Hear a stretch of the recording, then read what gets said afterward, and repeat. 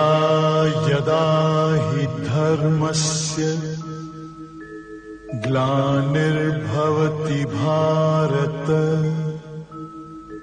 अभ्युत्थानम् अधर्मस्य तदात्मानं सृजाम्यहम् परित्राणाय साधूनां विनाशाय च दुष्कृताम्। असत्य को जानने वाला मैं आत्मा हूं, ये कल पढ़ा गया था। आज उसके आगे भगवान क्या बोल रहे हैं? कर्म, भक्ति और उपासना का फल दूसरे जन्म में है, पर ज्ञान का फल तुरंत है। क्या बोला? 87 नंबर पॉइंट्स। कर्म, भक्ति और उपासना का फल दूसरे जन्म में है, पर ज्ञान का फल तुरंत है। अर्थात क्या बोला भगवान ने? कर्म, पहले बोला सबसे पहले कर्म, फिर भक्ति। जो भी आप कर्म करोगे उसका फल आपको अगले जन्म में मिलेगा। आप बदकर्म करते हो, किसी को सताते हो, किसी का पैसा मारते हो, धोखाधड़ी करते हो, कुछ भी करते हो, तो उसका फल तुम्हें अगले जन्म मिलेगा। कैसे मिलेगा? आप देख लो। बच्चा जब पैदा होता है, जैसी धरती पर आता है, तो अभी तो उसने कोई कर्म किया नहीं, लेकिन एक बच्चा किसी भिखारी को पैदा होता है और एक बच्चा राजा को पैदा होता है। अभी तो उसने कोई कर्म किए नहीं, तो जिसने बदकर्म किया, लोगों को सताया, पैसा मारा, धोखाधड़ी किया, तो उसका जो है उसके साथ भी फिर ऐसे ही फल होता है। उसको उस कर्म की सजा उसको मिलती है। पता लगता है कि वो एक भिखारी में पैदा हुआ, जहां पर उसको खाना भी दोनों समय नसीब नहीं होता है। किसी का मर्डर किया, बदकर्म किया, किसी का हाथ पैर काट दिया, किसी के साथ में बड़ा अत्याचार, बलात्कार किया। जो इस प्रकार के कर्म करते हैं, तो आप देखो वो कितना भी सत्कर्म कर ले, पूजा पाठ कर ले, दान पुण्य कर ले, कुछ भी कर ले, लेकिन गुरु जी का बोला बिन भोगे छूटे नहीं कर्म बलवान। बिन भोगे छूटे नहीं। जो कर्म उन्होंने बलात्कार किया, किसी का हाथ पैर काटा, किसी को शारीरिक नुकसान पहुंचाया, आप देख लो। उनका जन्म राजा को अभी हो गया, उसके बाद भी पता लगा कि उनका पैर जो है वो शून्य है, पैर में जान नहीं है। बहुत इलाज कराया, लेकिन भैया खड़ा नहीं सकता, वो जो है व्हील चेयर में जाएगा। अपनी दैनिक क्रियाकर्म को नहीं कर सकता, चल ही सकता, तो कैसे दैनिक क्रियाकर्म करेगा? तो बोला जो जो तुम कर्म करोगे उसका फल तुम्हें अगले जन्म में मिलेगा जरूर। चाहे वो अगले ही जन्म में मिल जाए, और चाहे जो 84 लाख योनि होती है उसमें कभी मिल जाए। इसका भी गुरुजी ने प्रमाण दिया। गुरुजी जो भी वचन बोलते हैं उसका प्रमाण जरूर देते हैं। प्रमाण क्या दिया? धृतराष्ट्र जन्म से अंधा था और उसके 100 पुत्र मार दिए गए। तो उसने भगवान कृष्ण से प्रश्न किया कि जन्म से मैं अंधा क्यों हूं और मेरे ही सामने मेरे 100 पुत्र मार दिए गए। और फिर आगे बोला अहंकार में ज्ञान की बात, मैंने अपने 100 जन्म देख लिए हैं, मैंने अपने 100 जन्म देख लिए हैं और इन 100 जन्मों को देखने के बाद भी मैंने कोई बदकर्म नहीं किया, तब मुझको इस प्रकार सजा क्यों दी। भगवान ने कितना अच्छा उत्तर दिया, हंस के जवाब दिया, क्या 100 जन्म होते हैं? अरे 84 लाख जन्म होते हैं। तुमने 100 जन्म देखे हैं, हम तुमको दिव्य दृष्टि देते हैं और उसके आगे जन्म देखो, तुम उसके आगे का जन्म आप देखो।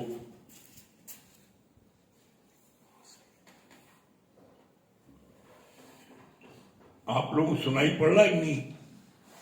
जो लोग बाहर के ऑनलाइन सुन रहे हैं, ऑन करिए, देखिए सुन रहे नहीं सुन रहे।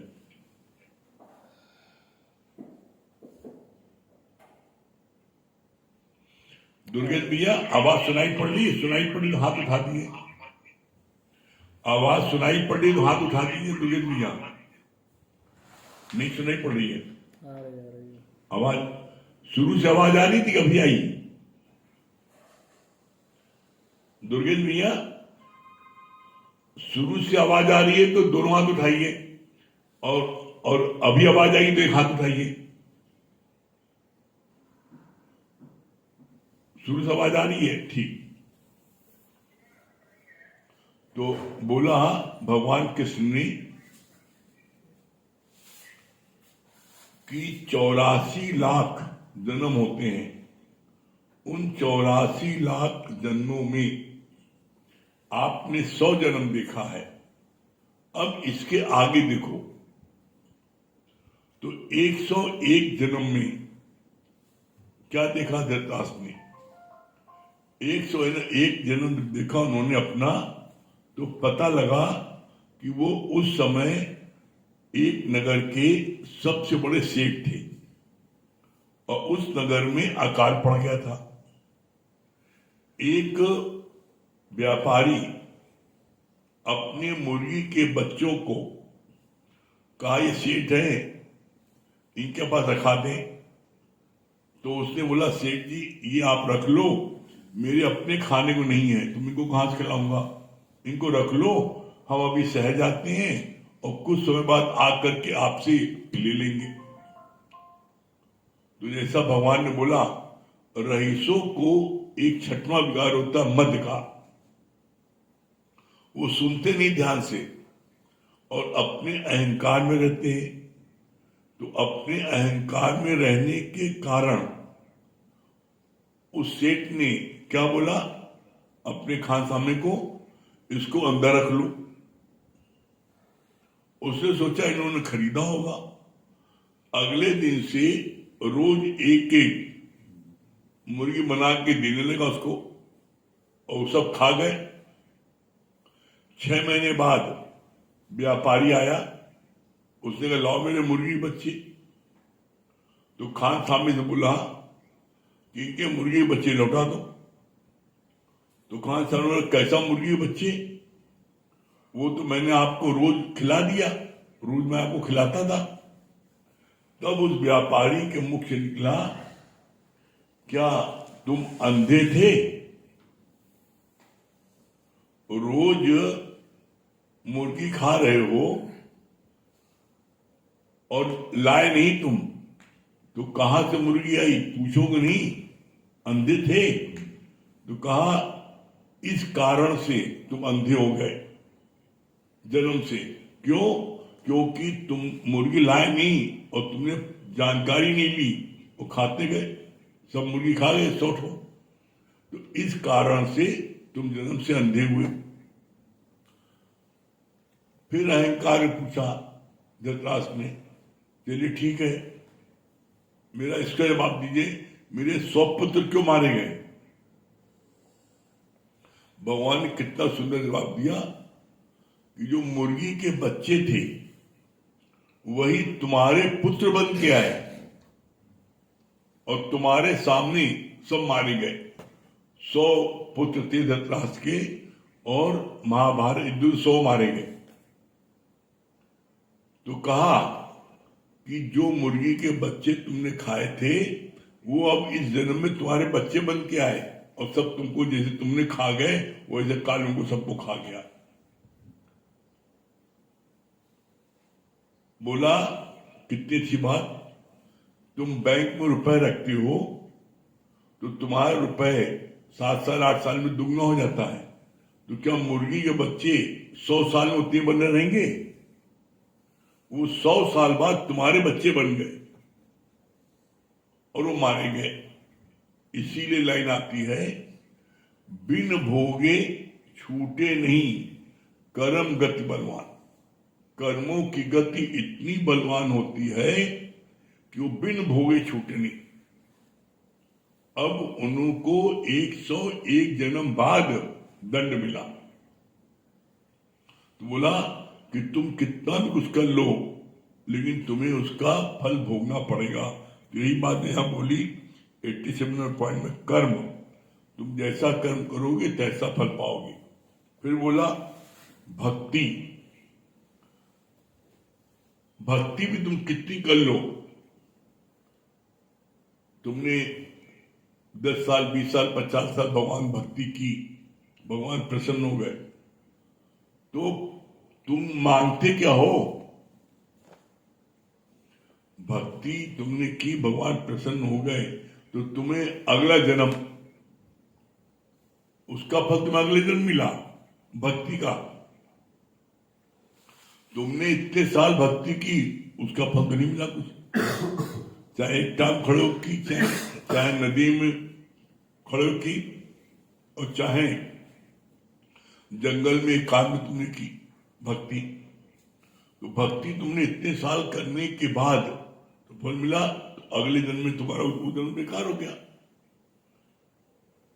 तो बोला चाहे भक्ति करो और चाहे आप जो है बदकर्म करो, दोनों का फल मिलेगा जरूर। अब भक्ति का फल क्या मिला? अगला जन्म उनका श्रीमानु घर होगा।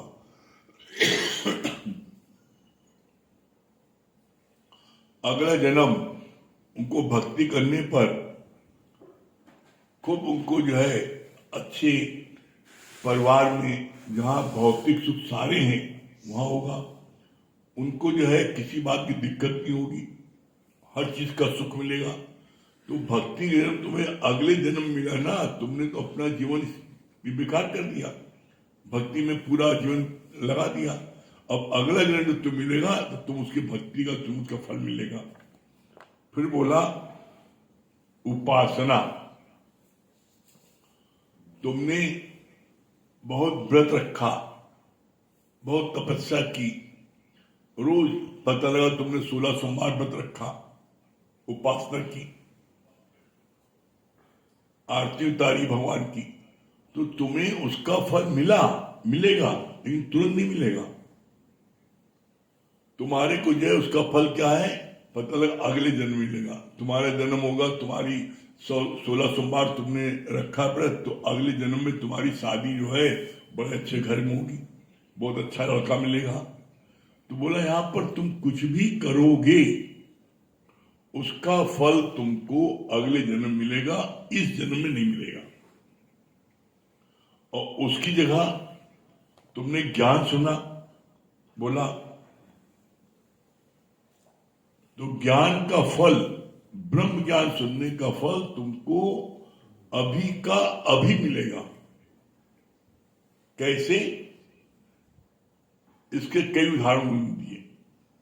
जैसे मान लो आपने सुना, क्या सुना? क्रोध दुमुई आग है, अपने को जलाती है और सामने वाले को जलाती है। तो आपने क्रोध करना आपने छोड़ दिया, परिणाम क्या हुआ? आपसे जिसने मारपीट की, जिसने आपको अपमानित किया, आप क्रोध करते तो उसके बाद कोर्ट कचहरी होती, क्रोध करते उसको आप मार देते, वो अंग भंग हो जाता, मुकदमा करता, आपको सजा हो सकती थी। तो क्या लगा? आपका जीवन बेकार हो गया। तो क्रोध आपने सुना, क्रोध धूमि आ गए, पहले स्वयं जलती हैं और तब दूसरे को आग पहुंचती है। तो ऐसे में क्रोध जो है जला के राख कर देती है। तो आपने ज्ञान सुना और किसी ने नुकसान पहुंचाया, अपमान किया, उसके बाद भी आपने उसको क्रोध नहीं किया, तो कितना बड़ा बवंडर से बच गए। मुकदमेबाजी होती, पैसा खर्च होता, जेल जाना होता, बच गए, तो तुरंत फायदा हुआ ना। आपने गुरुमुख से ज्ञान सुना कि ताली दो हाथ से बजती है, एक हाथ से नहीं बजती। गाली आवत एक है, पलटत हुई अनेक, और जो पलटू पलटे नहीं रहे एक ही। आपने सुना? तो अब किसी ने आपको 10 गाली दी, आप चुप रहे, नहीं गाली दी आपने, और ज्ञान न सुने होते तो उसके 10 गाली बकने पर 20 गाली आप बकते, 20 गाली आप बकते, फिर 20 वो बकता। इसके बाद अगला स्टेप हाथापाई होता, उसका अगला स्टेप पता लगता हाथ पैर टूटना, उसका अगला स्टेप मर्डर चलना। आज भी कितने खानदान में 50 मर्डर हो चुके हैं, लेकिन अभी तो उनकी दुश्मनी खत्म नहीं हुई। कभी इनका आदमी मारता, कभी उनका आदमी मारता है, जो मौका पा जाता मारता है। खानदानी दुश्मनी चल रही है, जो जिसको पा जाए मारे। तो कितने खून खराबा हुआ, मिला कुछ? सिर्फ एक ही बात की ज्ञान नहीं था, सिर्फ एक बात की कमी थी, ज्ञान नहीं था, जिसके कारण से उनका यह हाल हुआ। तो बोला ज्ञान का फल तुरंत। आपने सुना गुरुमुख से, क्या सुना? मान या न मान, तू है भगवान। जब आपने सुना मैं भगवान हूं,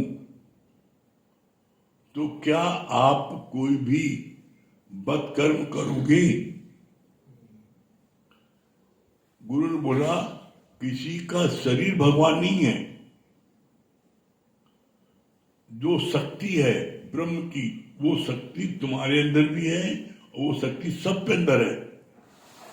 जो उस शक्ति को जागृत कर लेगा, जो भी उस शक्ति को जागृत कर लेगा, उसके अंदर से भगवान प्रकट हो जाएगा। सूना सकना कोई नहीं, हर के अंदर लाल, और मूर्ख गण खोले नहीं, कर्मी भय कंगाल। हर एक के अंदर लाल मने वो परमात्मा हर एक के अंदर है। अब आपको उस परमात्मा को प्रकट करने के लिए पुरुषार्थ करना है। और वो परमात्मा प्रकट आपका कैसे होगा? वो प्रकट होगा गुरु की सहायता से। बिना गुरु की सहायता के किसी का भी आज तक भगवान प्रकट नहीं हुआ है, किसी को मुक्ति नहीं मिली है आज तक बिना गुरु की कृपा की। इसका प्रमाण है मत कोई भूले भरम संसार, गुरु बिन कोई न उतरे भोपाल। बिना गुरु के कोई भव पार उतर ही नहीं सकता, उसकी स्थिति बन ही सकती। यहां पर आपने जब सुना ज्ञान कि मैं ब्रह्म हूं, तो फिर आपसे कोई भी गलत कर्म नहीं हुए, तो ज्ञान का प्रत्यक्ष फल आपको अभी कभी मिल गया कि आपसे कोई बदकर्म नहीं हो पा रहे।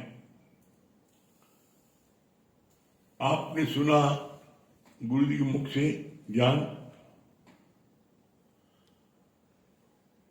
एक चाहना ही हमें अपने ब्रह्म पद से नीचे गिराती है। चाह चमारी चिमड़ी अति नीचन से नीच, और तू तो पूरन ब्रह्म था, यदि चाह होती भी, तुम पूरे ब्रह्म थे। एक चाहना ने तुमको ब्रह्म से जीव बना दिया, जीव से हैवान बना दिया। चाहना की पूर्ति के लिए तुमने बद से बदतर कर्म किए, तो तुम हैवान बन गए। हैवान बनाए किसने? चाहना नहीं।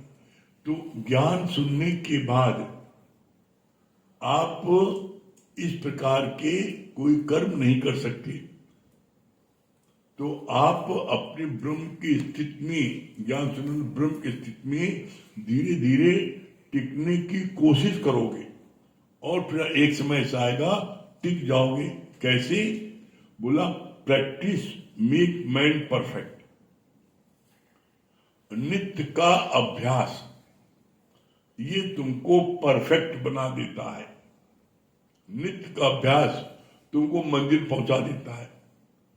नित्य का अभ्यास तुम्हारे अंदर ताकत लाता है। और इसका आप देख लो, आप जिस चीज का नित्य अभ्यास करो, जिस चीज का आप लिखो रोज, आप वाणी लिखो रोज, लिखो, देखो आपकी राइटिंग पावर स्पीड बहुत बढ़ जाएगी, आपकी राइटिंग सुधर जाएगी रोज लिखने से।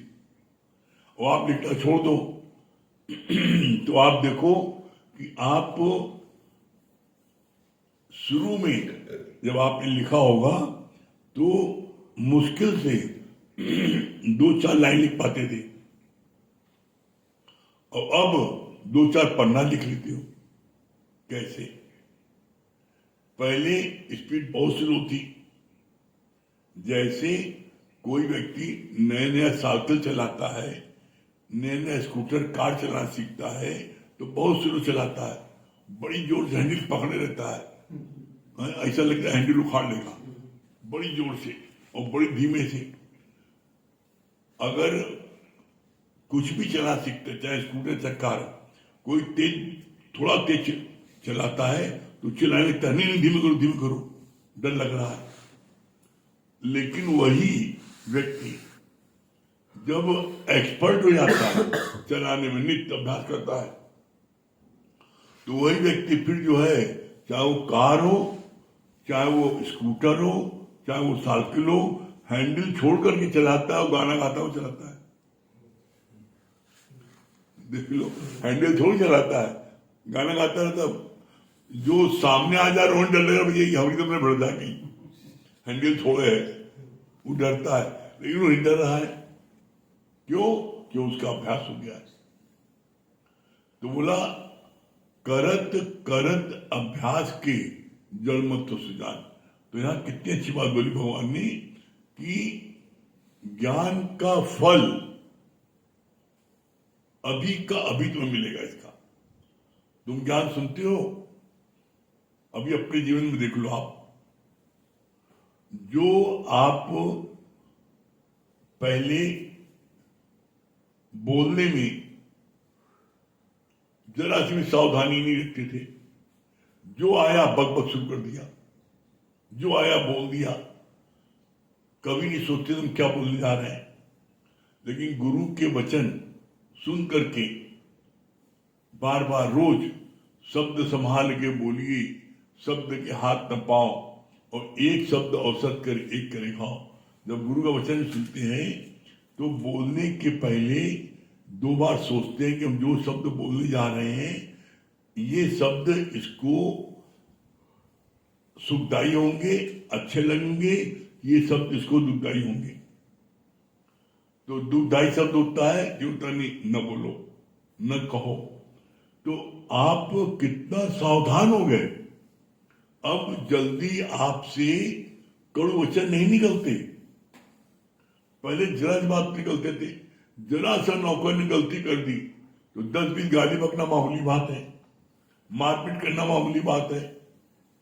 अब आप देख लो, अब आप गाली तो बहुत दूर की बात है, आप डांट नहीं पाते। भैया वो करते हो, अच्छा बेटा ऐसा मत करना, बेटा गलती हो आगे नहीं करना, कोई बात नहीं। तो ये कितना बड़ा चेंज हो गया।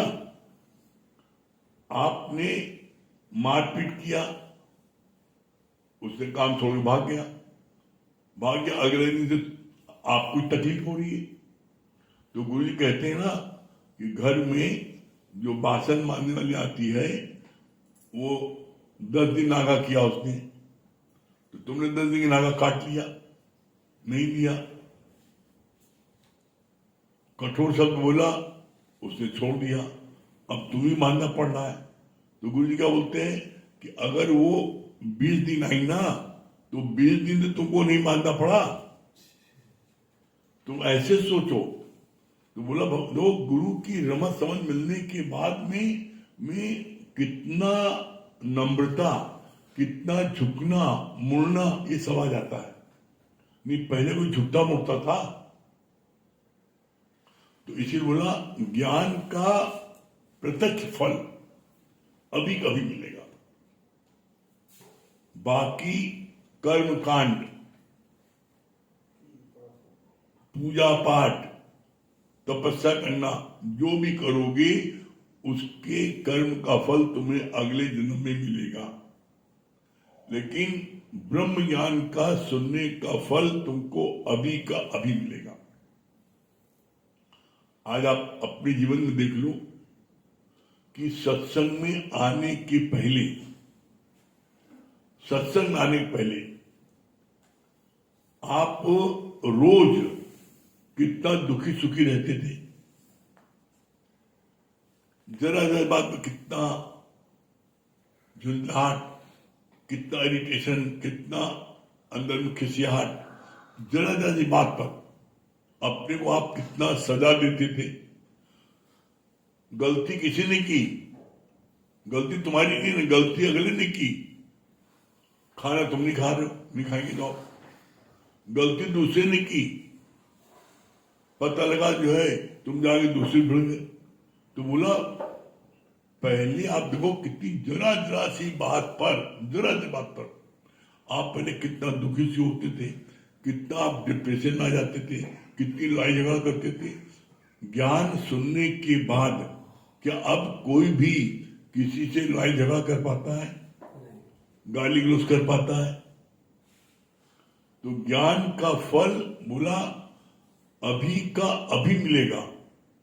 और कोई भी कर्म करोगे, चाहे सत्कर्म करो, चाहे बदकर्म करो, चाहे व्रत रखो, चाहे तप करो, कुछ भी करो, उसका फल तुम्हें बाद मिलेगा, अभी नहीं मिलेगा। इसीलिए बोलते हैं हर राही को इस ज्ञान की जरूरत है। और अगर किसी को दान देने की इच्छा है तो सबसे उत्तम दान है ये ब्रह्म ज्ञान का दान दो। इस ब्रह्म ज्ञान के दान को देने पर आपका तन मन धन तीनों खर्च हो जाता है। और किसी भी प्रकार का दान दोगे उसका उल्टा फल निकल सकता है। लेकिन ये ब्रह्म ज्ञान का दान दोगे, इसमें कोई भी उल्टा फल नहीं निकल सकता। क्यों? क्योंकि ब्रह्म ज्ञान का दान मिलने पर व्यक्ति का विवेक जागृत हो जाता है और वो जो भी कार्य करता है उसका जिम्मेदार स्वयं होता है, आप नहीं होते हो। इसलिए नित्य दोनों समय ब्रह्म ज्ञान इसको जरूर लो बस, और कुछ करो नहीं करो, ये दोनों समय ज्ञान ले लोगी तो तुम्हारे अंदर में आनंद, शांति, संतोष, प्रफुल्लता, पॉजिटिव थिंकिंग, ये पांचों चीजें सहज में आ जाएंगी। आप करके देख लो, और न मिले तब कहना, निश्चित आपको इसकी प्राप्त होगी। करके देखो आप, ठीक है। आरती मंडल। हाँ, आरती मंडल। हरिओम गुरुजी।